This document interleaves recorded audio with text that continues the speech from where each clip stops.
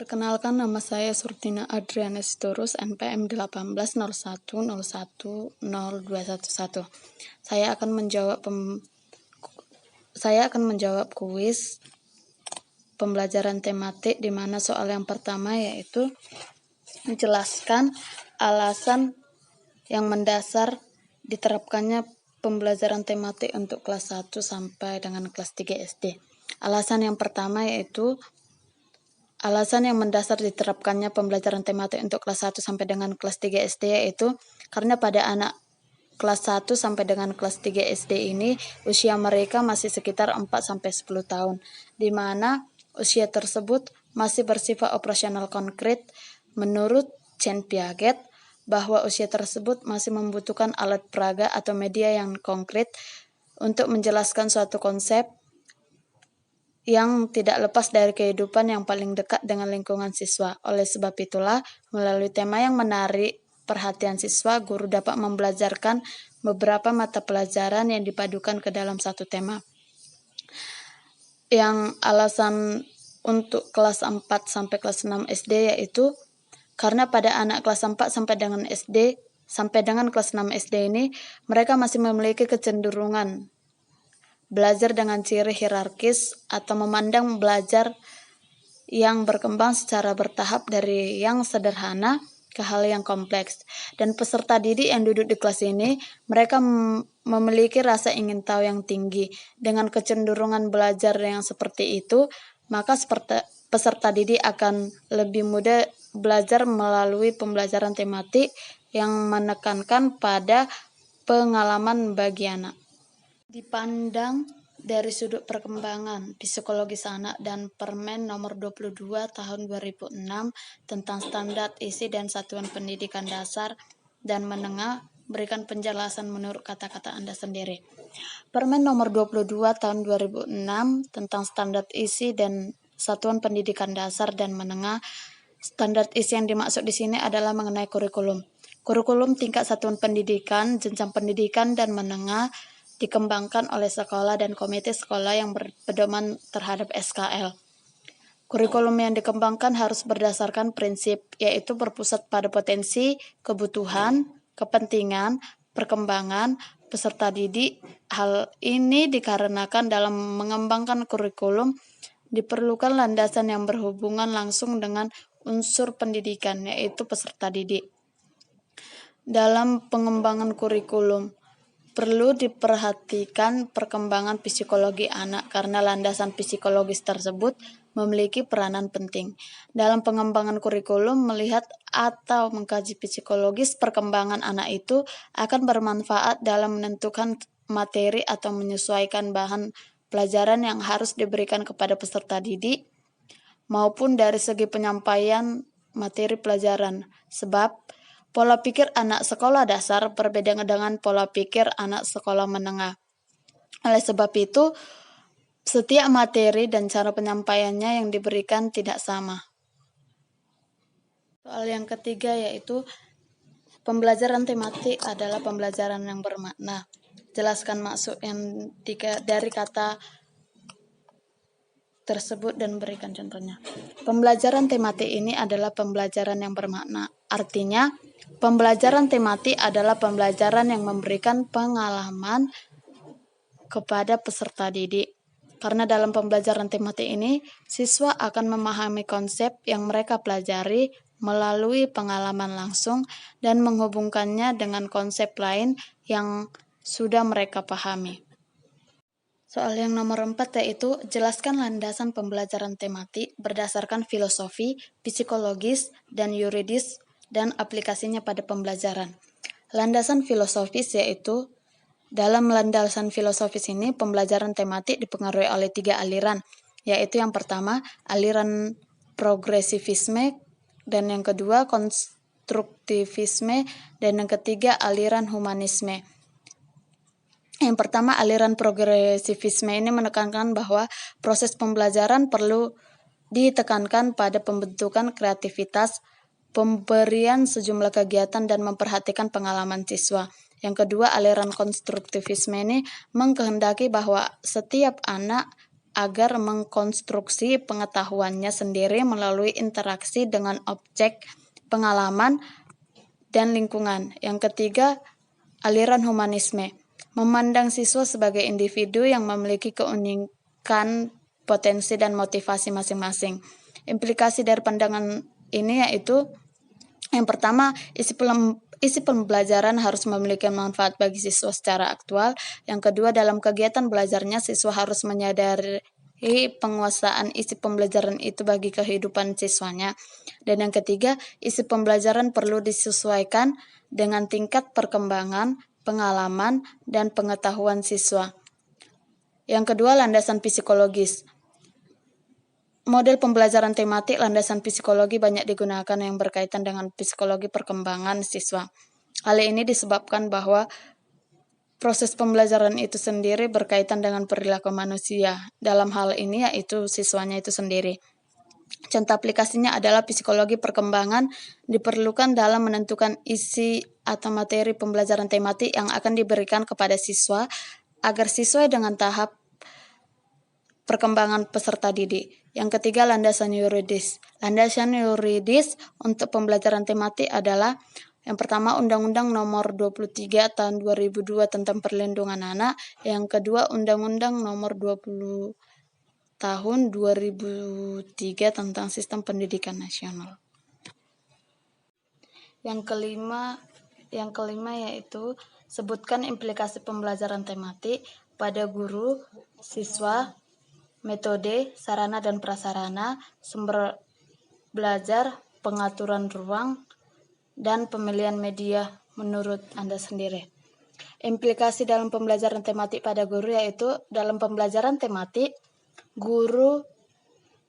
diperlukannya guru yang kreatif dalam hal menyiapkan kegiatan pembelajaran dan dalam hal menyiapkan atau memilih KD dari berbagai mata pelajaran dan mengaturnya agar pembelajaran menjadi lebih bermakna, menarik, dan menyenangkan bagi peserta didik. Yang kedua, implikasi pembelajaran tematik pada siswa yaitu pembelajaran tematik memberikan peluang untuk pengembangan kreativitas. Pembelajaran tematik berpusat pada siswa sehingga menuntut siswa untuk lebih kreatif. Peserta didik di sini harus siap mengikuti kegiatan pembelajaran yang pelaksanaannya baik secara individual, kelompok. Dan yang ketiga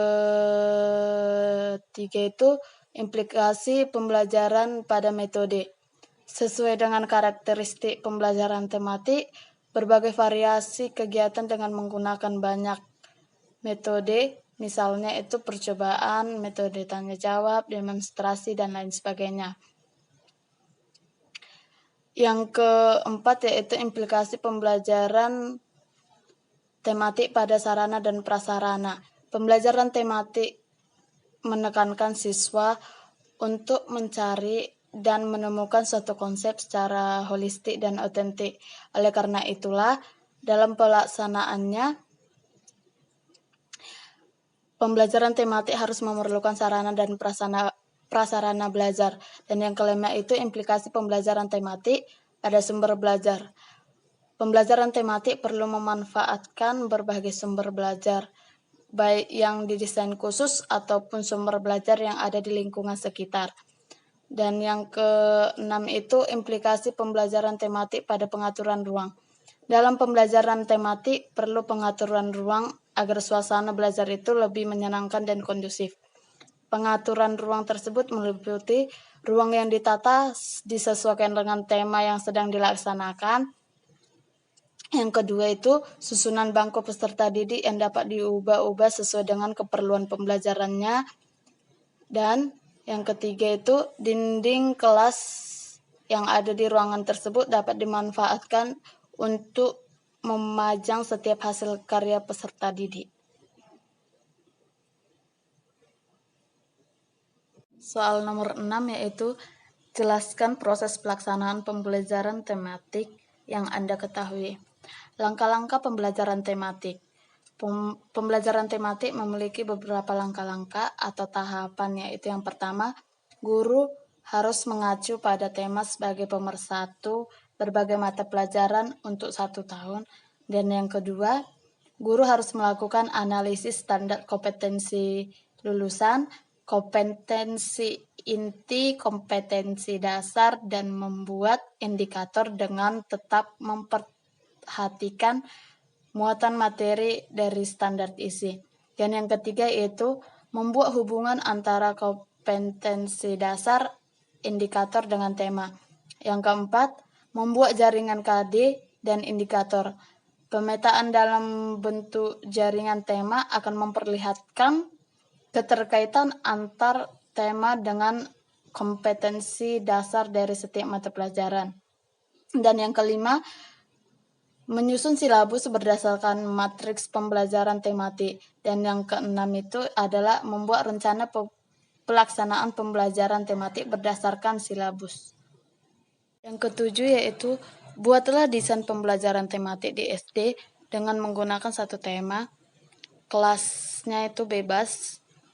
Jawabannya itu yang pertama, saya mengambil tema yaitu kegiatan sehari-hari untuk kelas 2. Alokasi waktunya itu 2 kali 45 menit atau 2 kali pertemuan. Yang A-nya kompetensi intinya yang pertama mengungkapkan pikiran, perasaan, dan pengalaman secara lisan melalui kegiatan bertanya, bercerita, dan deklamasi. Yang kedua itu membiasakan hidup dengan gotong royong. Dan yang ketiga itu menggunakan pengukuran waktu panjang dan berat dalam pemecahan masalah. Kompetensi dasarnya yang untuk bahasa Indonesia 1.1 menyimpulkan isi teks pendek 10-15 kalimat yang dibaca dengan membaca lancar. Yang untuk bidang studi PPKN-nya 1.2 melaksanakan hidup rukun, saling berbagi dan tolong menolong di rumah dan di sekolah. Matematikanya menggunakan alat ukur dengan satuan jam. Indikatornya bahasa Indonesia yaitu 1.1 membaca lancar isi teks pendek 10 sampai dengan 15 kalimat. Yang 1.1.2 menuliskan isi teks pendek dengan kalimat sendiri. Yang untuk bidang studi PPKN-nya 1.2.1 menuliskan contoh kegiatan sehari-hari yang berkaitan atau berhubungan dengan saling tolong-menolong.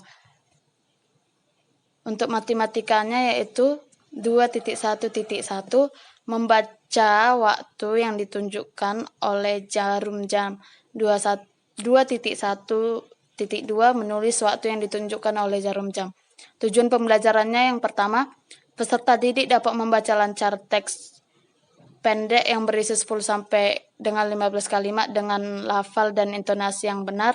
Yang kedua, peserta didik dapat menuliskan isi teks pendek dengan kalimat sendiri. Dan yang ketiga, peserta didik dapat menuliskan contoh kegiatan sehari-hari yang berkaitan dengan hubungan saling tolong-menolong di sekolah.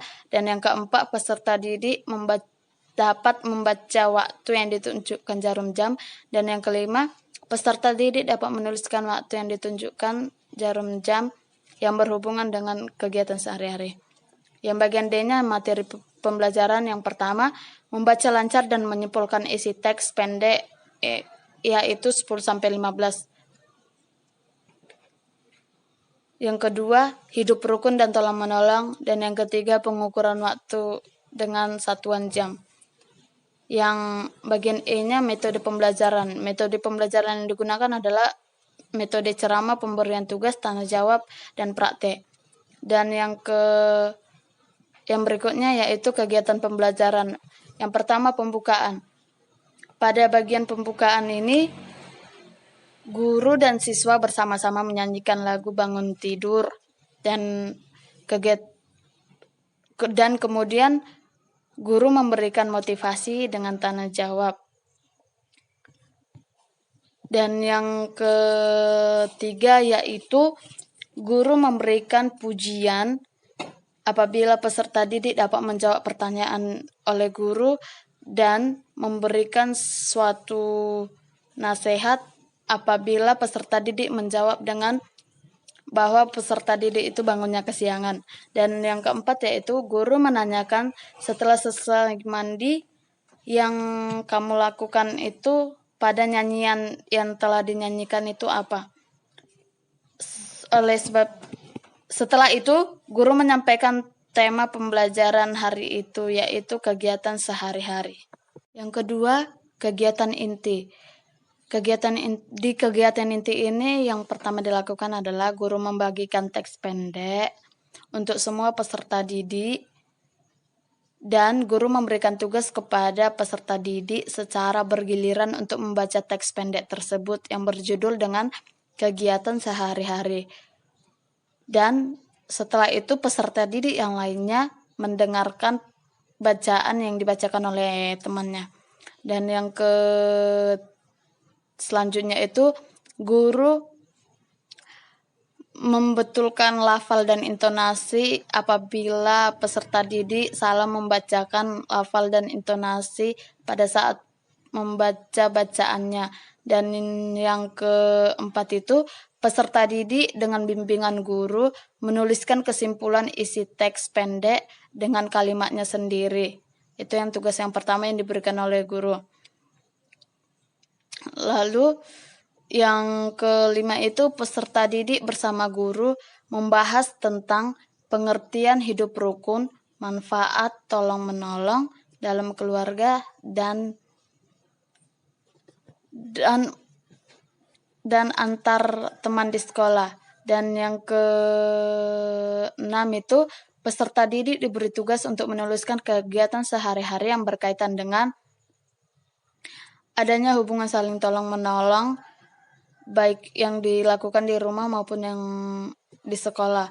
Dan yang selanjutnya itu guru memilih hasil tugas 1 dan tugas 2 dari beberapa peserta didik untuk dibaca di depan kelasnya agar peserta didik yang lainnya juga mendengarkan bacaan yang dibacakan oleh temannya, hasil tugasnya, dan disempurnakan.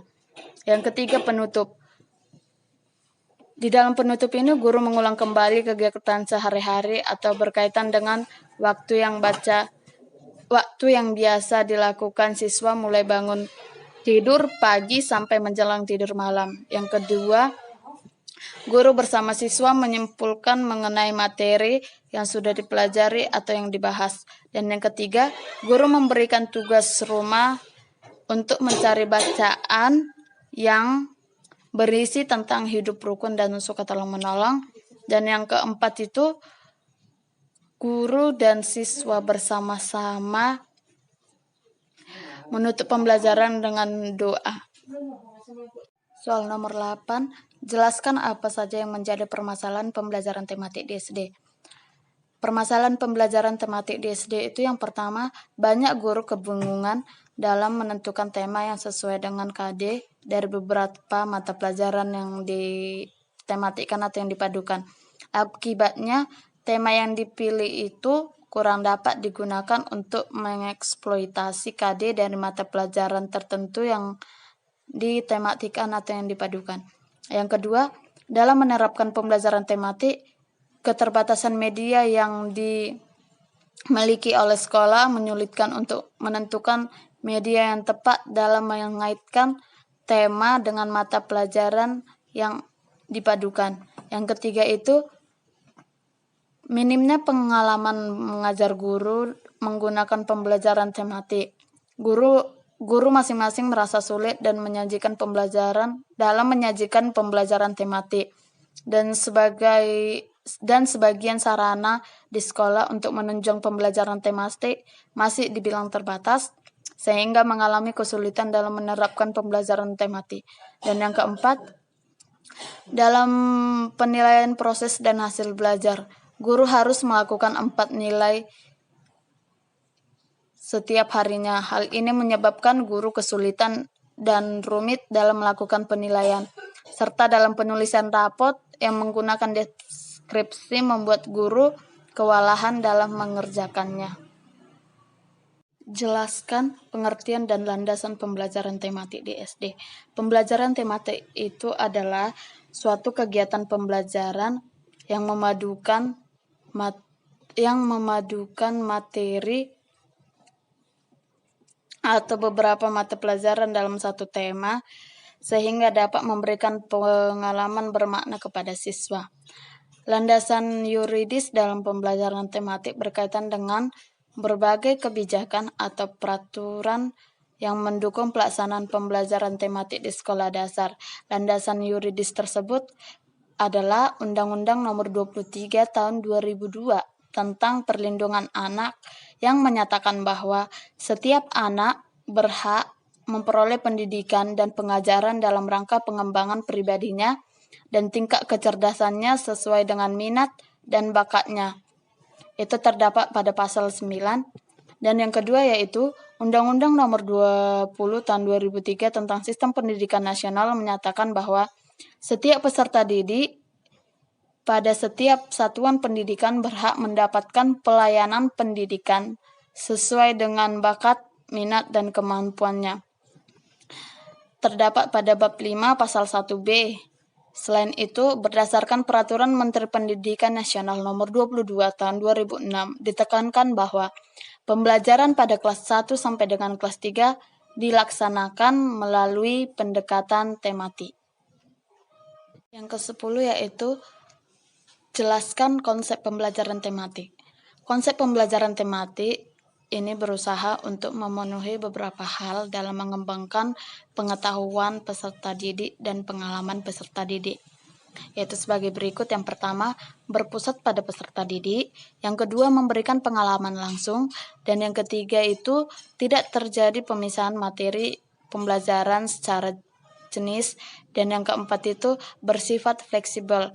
Yang kelima, hasil pembelajaran sesuai dengan minat dan kebutuhan peserta didik. Konsep pembelajaran tematik ini sifatnya berjangka. Untuk itu, guru tidak hanya dituntut merancang konsep pembelajaran, tetapi dituntut peka dalam menentukan alokasi waktu terhadap pembelajaran tema-tema tertentu. Konsep pengetahuan yang diajarkan saling berhubungan dan merupakan satu kesatuan. Tema-tema yang dirancang dan akan dicapai harus dibuat secara berkaitan.